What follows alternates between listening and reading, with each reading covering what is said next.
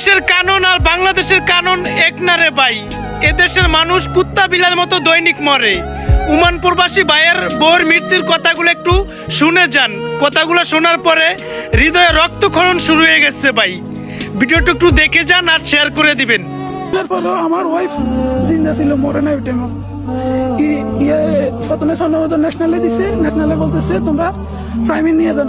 ন্যাশনালে বলছে এই জিন্দা আছে, শ্বাস লইতেছে, ওর অক্সিজেন লাগাইছে, অক্সিজেন টানতেছে। ন্যাশনালে বলতেছে ওরে জরুরি আইসিউর ভিতরে নিলে বাইছো।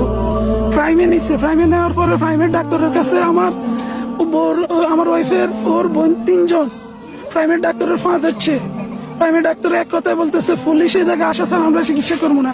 পা ধরে বলতেছে এর মরে যাইতেছে, এর একটু আইসির ভিতরে নেন। ওরা নেয় নাই।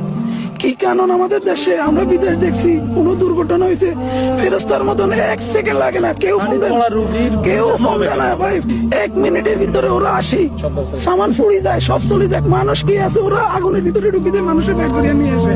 আর আমাদের দেশের কানুন ডাক্তারে বলতেছে পুলিশে যাত না আসলে চিকিৎসা করবে না। এই মৃত্যুর সাথে লড়াই করতেছে। যখন প্রাইমের ডাক্তারের বলতেছে আপনার হাত দেখেন, ওর জ্ঞান আছে কিনা একটু বলেন, বলতেছে আমি